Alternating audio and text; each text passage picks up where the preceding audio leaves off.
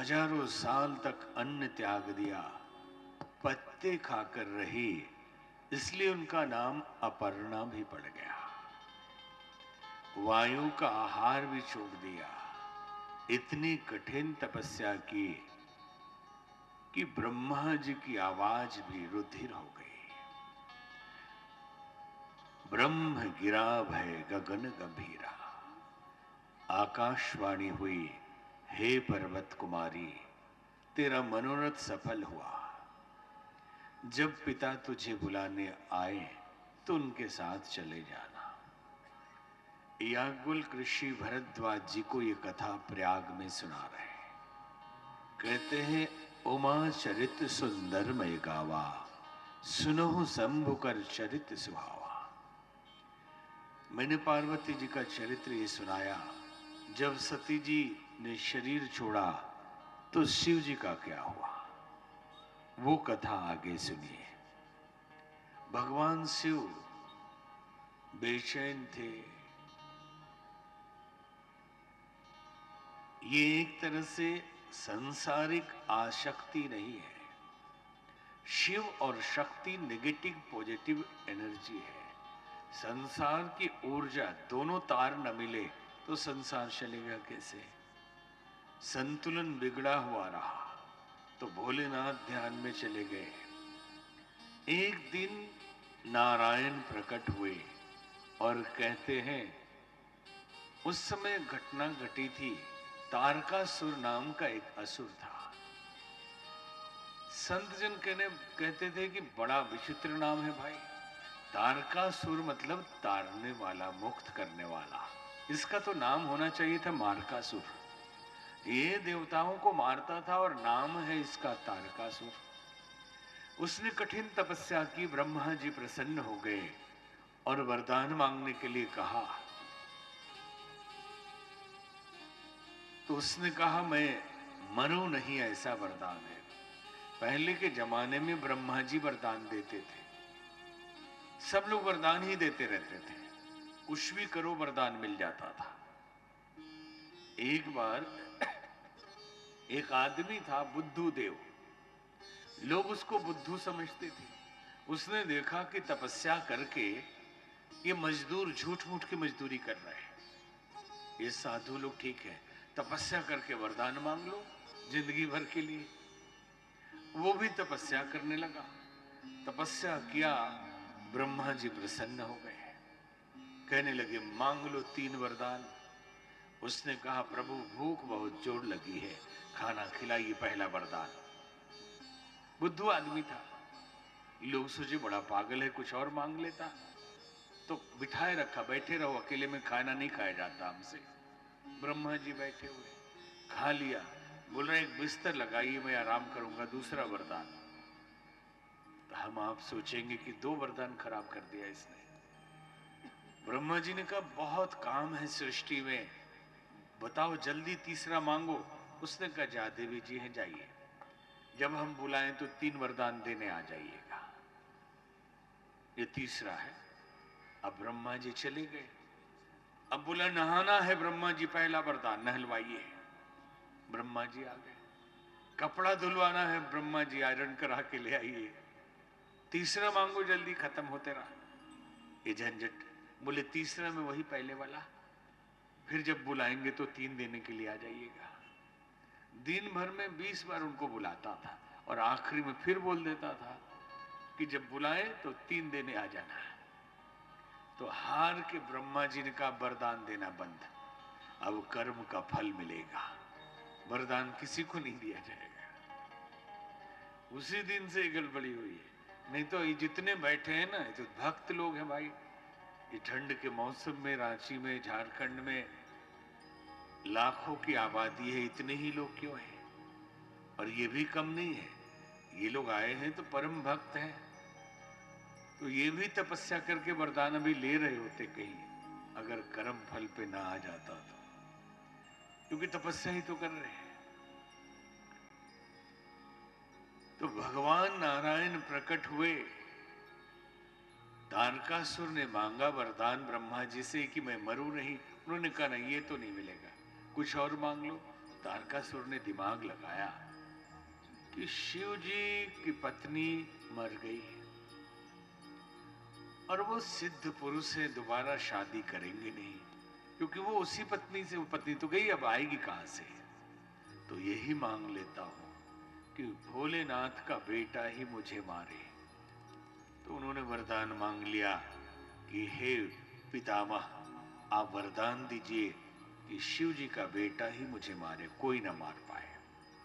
और तारकासुर आतंक मचाने लगा। उधर पार्वती जी के रूप में आ गई, तपस्या पूरी हो गई। भगवान ने आकर भोलेनाथ को बताया कि जन्म हो गया उनका, तपस्या भी पूरी हो गई, प्रायश्चित हो चुका है, तो अब शादी की बात हो तो हाँ कर दीजिएगा। तो शंकर भगवान कहते, सिर धरी आय सुकरिए तुम्हारा, परम धर्म यह नाथ हमारा। आपकी बातों को सिर पे रख के मैं पूरा करूंगा, ये मेरा परम धर्म है। तो भगवान ने सोचा सिर पे रखेंगे, कहीं गड़बड़ हो गया तो। आप समझ सकते हैं क्या गड़बड़ की संभावना है। अरे सिर से गंगा जी निकल रही है, कहीं बह गया उसी में तो भगवान ने कहा नहीं नहीं नहीं, कह प्रभु हर तुम्हारपन रहो, अब उर राखहूं जे हम कहो। हमने जो कहा उसे हृदय में रखिए, सिर पे मत रखिए। शिव जी ने सप्तऋषियों को भेजा पार्वती जी की तपस्या देखने। ऋषि गौरी देखी तह कैसी, मूर्तिवंत तपस्या जैसी। साक्षात तपस्या को परिभाषित करना हो तो पार्वती जी को देख के कर सकते थे, इतनी कठिन तपस्या। सप्तऋषियों ने थोड़ा मनोरंजन शुरू किया। बोले पार्वती आप ये क्या कर रही हो? बोले हम तपस्या कर रहे हैं। तो क्यों कर रही हो? बोले बताएंगे तो आपको समझ में नहीं आएगा। बोले बताओ। शिव जी को पति के रूप में पाना चाहती हो। तो बोले पागल हो गई हो, किसने बता दिया? बोले मेरे गुरुदेव ने सिखाया है। कौन है गुरु? तो कहा नारद मुनि मेरे गुरु है। छोटी थी तो आकर वही उपदेश तो दे गए कि तपस्या करो, तप आधार सब सृष्टि भवानी। तो बोले मेरे गुरुदेव नारद मुनि है। तो बोले नारद मुनि के कहने से आज तक किसी की गृहस्थी बसी है? जिसको उन्होंने कहा वो साधु बन गया। ध्रुव, प्रहलाद, जो भी सब उन्हीं के कहने से बने। लेकिन आजादी के बाद से लेकर आज तक भारतीय सिनेमा ने नारद मुनि को कुछ से कुछ बना दिया। हिंदू धर्म के सबसे बड़े भक्त और सबसे बड़े तपस्वी नारद मुनि हुए, जिनका सीधा प्रवेश भगवान के वैकुंठ में था। सबकी समस्याओं का समाधान करने वाले भी नारद मुनि थे। भक्तों को तप के मार्ग पे लगाने वाले भी नारद मुनि थे। लेकिन सिनेमा में नारद मुनि को हमेशा एक जोकर दिखाया गया, एक कॉमेडियन दिखाया गया, एक विशेष स्टाइल में हंसता हुआ दिखाया गया और झगड़ा लगाने वाला दिखाया गया। अभी तक अब जाग रहे हैं लोग तो समझ में आ रहा है, नहीं तो क्रिमिनल कोई होगा तो तिलक लगाने वाला होगा, कोई विलेन होगा तो ठाकुर या ब्राह्मण टाइप का ही होगा, जो अभी तक दिखाया गया। तो नारद मुनि के चरित्र को और उनका अनुकरण करके समाज अनुकरण करता है। कहते साहित्य समाज का दर्पण है, कहते थे, लेकिन उससे ज्यादा सिनेमा समाज का दर्पण है। जो दिखाएंगे समाज वैसा है, वैसा दिखाया जाता है, अथवा जैसा दिखाएंगे समाज वैसा मान लेगा या वैसा बन जाएगा। सप्तऋषियों ने कहा कि नारद मुनि के कहने से कोई विवाह हुआ किसी का जो तुम्हारा होगा? तो उन्होंने कहा वो गुरु है, और मंत्र मूलम गुरुर्वाक्यम, गुरु ने जो कह दिया वही मंत्र है। गुरु के वचन प्रतीत न जेहि, सपने हो सुख सिद्धि सुलभ न तेहि। गुरु के वचनों पे जिसको भरोसा नहीं, सुख और सिद्धि सचमुच तो छोड़ दीजिए, सपने में भी उसको नहीं मिलने वाला। तो बोले कि शिव जी तो अवगुणों के भंडार है, सांप बिच्छू लपेटे रहते हैं, अगर हां बोलो तो त्रिलोकीनाथ से विवाह करवा दे, सुंदर है नारायण। तो पार्वती जी कहती हैं, तो भाई हम प्रश्न करते हैं कि दीपावली भी सुबह रावण को मार के भगवान आए थे, तो उस दिन क्यों नहीं? तो इंतजार करिए अक्टूबर तक का। अब किसी भक्त के हृदय में इतना है इंतजार, वो बोलेगा अभी क्यों नहीं? नहीं, वास्तु दोष लग सकता है, क्योंकि अभी मंदिर पूरा कंप्लीट नहीं है। उनसे हम ये कहना चाहते हैं कि आज आपको ये बना हुआ गर्भगृह नहीं दिखाई दे रहा, आपको जो नहीं बना है अभी चल रहा वो दिखाई दे रहा, आपको वो नहीं दिखाई दिया कि जब टाट पट्टी में पॉलीथीन के अंदर भगवान राम जी थे तो कोई वास्तु दोष इस देश पे नहीं लगा। जब बाहर खड़े रहे तो कोई वास्तु दोष नहीं लगा, अब मंदिर में विराजमान होंगे तो आपको वास्तु दोष लग रहा है। बंदऊ बाल रूप सोई रामो, भगवान महादेव कहते हैं कि भगवान श्री राम के उस बाल रूप की वंदना करता हूं। बंदो बाल रूप सोई रामो, सब सिद्धि सुलभ जपत जिस नामो। सारी सिद्धियां सुलभ हो जाती है जिसके नाम जपने से। मंगल भवन अमंगल हारी, जो मंगल को हरने, अमंगल को हरने वाले, मंगल करने वाले, उनके लिए वास्तु क्या बिगाड़ लेगा?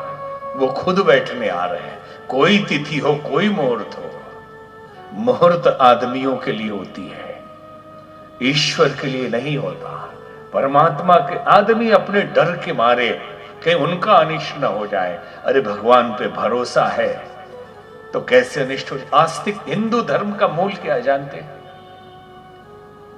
अगर किसी क्रिश्चियन भाई से पूछा जाए तो वो बता देगा, किसी मुस्लिम भाई से पूछा जाए तो बता देगा, लेकिन किसी हिंदू से पूछिए कि एक लाइन में बताइए आपके धर्म का मूल क्या है, रूट क्या है, नहीं बता सकता। बोलेगा गीता में लिखा वाला है कि भागवत में लिखा वाला है कि रामायण वाला है। हाँ, शपथ तो कोर्ट में गीता वाले भी लेते हैं, तो शायद तो उसमें भी कौन सा वाला? हिंदू धर्म का मूल है आस्था, आस्तिकता। अगर आप आस्तिक है तो सनातनी है, हिंदू है। और सनातन क्या होता है? सनातन का अर्थ होता है जिसको कभी पैदा न किया जा सके और जिसका कभी अंत न किया जा सके, जो है ही, जिसे हम लॉ ऑफ नेचर कहते हैं या यूनिवर्सल ट्रूथ कहते हैं। आग को छुएंगे हाथ जलेगा, यही सनातन सत्य है। बर्फ को छुएंगे ठंडी लगेगी, यही सनातन नियम है, यही धर्म है। आस्था हिंदू धर्म का मूल है। अगर आस्तिक है तो हिंदू है, और नहीं आस्तिक है तो हिंदू नहीं है। भले आप पूजा करो या ना करो, मंदिर जाओ या ना जाओ, ईश्वर में विश्वास रखते हैं तो आप हिंदू हैं, और नहीं विश्वास रखते तो भले ही बने रहिए लेकिन आप नहीं हैं। तो क्या आज सारे हिंदू हिंदू हैं? मुश्किल है ये प्रश्न। आस्तिकता का मतलब ईश्वर में विश्वास करना। क्या विश्वास करना? ईश्वर है। अगर ईश्वर है, इसमें विश्वास करते हो, फिर भी चोरी करते हैं, तो फिर भी बेईमानी करते हैं, फिर भी डरते हैं, फिर भी रोते रहते हैं, भ्रष्ट चरित्र है, तो वैसे ईश्वर के होने और नहीं होने में क्या फर्क पड़ता है? वो ईश्वर रहे या न रहे। जब हमें दुखी ही रहना है, जब हमें तनावग्रस्त ही रहना है, तो ऐसा ईश्वर हो या ना हो क्या फर्क पड़ता है? ईश्वर में विश्वास करने का अर्थ यह है कि ईश्वर कैसा है। ईश्वर सर्वव्यापी है, कण कण में रहता है, इसमें विश्वास करना। ईश्वर न्यायकारी है, वो जो करता है वो ठीक ही करता है। तो एक आस्तिक कभी भी अकेलापन महसूस नहीं कर सकता, क्योंकि कण कण में ईश्वर है। मंदिर में ईश्वर है तो शमशान में कौन है? हमारा ईश्वर तो सर्वव्यापी है। और एक आस्तिक कभी भी भयभीत नहीं हो सकता, क्योंकि ईश्वर साथ में तो हम डरेंगे किससे? और एक आस्तिक जो हो रहा है ईश्वर ही करता है जब, तो जो भी घटना घटे वो उससे स्वीकार होता है। जब दुर्घटनाएं घटती है तो हम रोना रोते हैं कि प्रभु हमारे साथ ऐसा क्यों हुआ, लेकिन जब कुछ वर्ष गुजर जाते हैं तो हम तभी अपने मित्रों से कहते हैं कि उस दिन वैसा ना हुआ होता तो आज हमारी ये प्रगति ना होती। अच्छा हुआ कि ऐसा हुआ। एक गुरुकुल में दीक्षांत समारोह हो रहा था, विद्यार्थी विदा लेने वाले थे, गुरुजी को दक्षिणा देनी थी। विद्यार्थियों ने पूछा, गुरुदेव दक्षिणा में क्या दें हम जो आपको पसंद आए? उन्होंने कहा कि अपने घर से कोई भी वस्तु लेके आना, जब कोई ना देखे। सारे विद्यार्थी कुछ न कुछ लेके आए, एक विद्यार्थी कुछ भी नहीं लाया। सबने अपने गुरुदेव को लाई हुई वस्तुएं सौंपी, लेकिन एक विद्यार्थी कोने में बैठकर रो रहा था। गुरुदेव ने पूछा, बालक तुम क्यों रो रहे हो? उसने कहा, गुरुदेव मैं इसलिए रो रहा हूं कि मैं आपकी दक्षिणा नहीं दे सकता। पूछा क्यों? आपकी शर्त बड़ी कठिन है। सारे विद्यार्थी कहने लगे, इसमें क्या कठिन, हम लोग भी तो ले आए उठा के। बोले नहीं। इन्होंने कहा, कोई ना देखे। जब माता पिता नहीं देख रहे होते थे तो मैं खुद देखता था। जब खुद को भुलाने की कोशिश करता था तो हमारा ईश्वर देख रहा था, क्योंकि आपने यही सिखाया कि कण कण में ईश्वर है। तो जब कोई ना देखे तो कैसे लाऊं? गुरुदेव ने उसे गले से लगा लिया कि मेरा सच्चा ज्ञान इसे ही मिला है, ईश्वर देख रहा है। आस्तिक कभी गलत कर नहीं सकता, किससे छुपा के करेगा? आस्तिक कभी अकेलापन भी महसूस नहीं कर सकता। जो लोग मंदिरों में 3 बार जाते हैं और गाना ये गाते हैं कि सबको रहते लगता है ऐसे कोई नहीं है मेरा।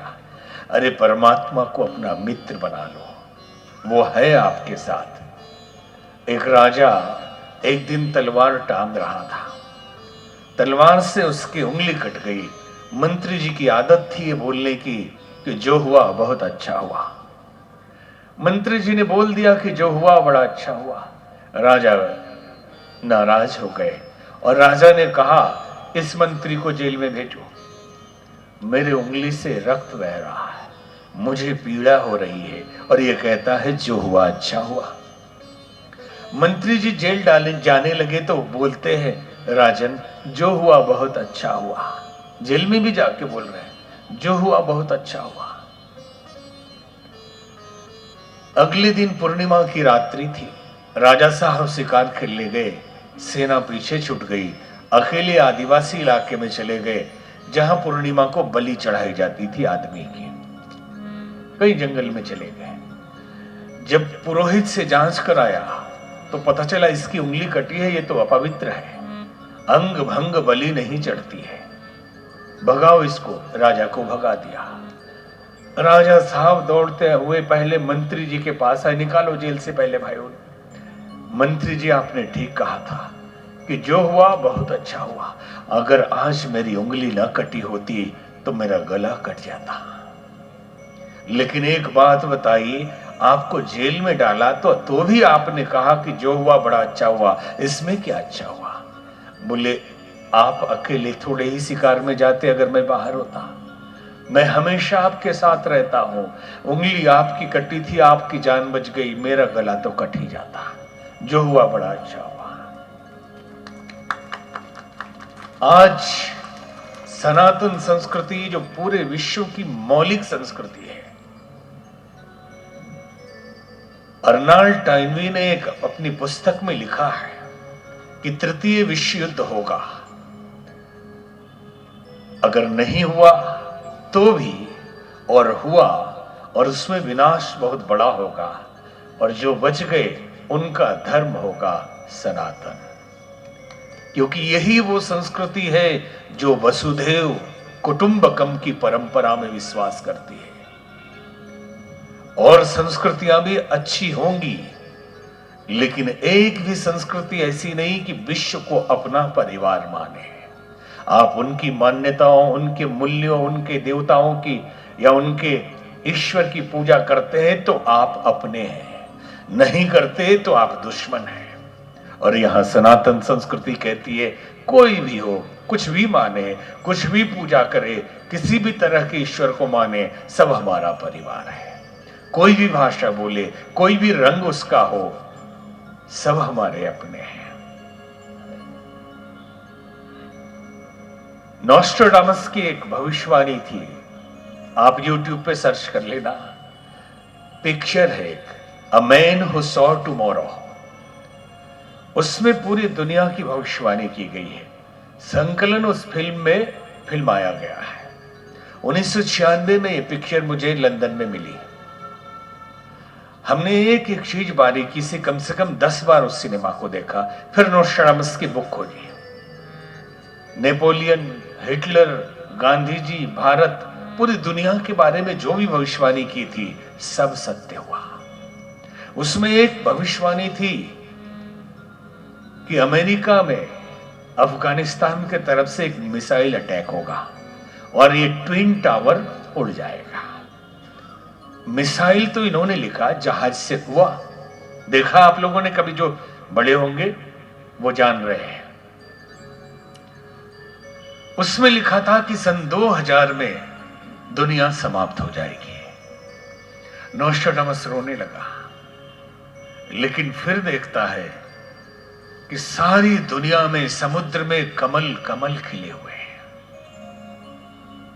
यह हमारा वक्तव्य नहीं है, आप देख लेना उस पिक्चर में।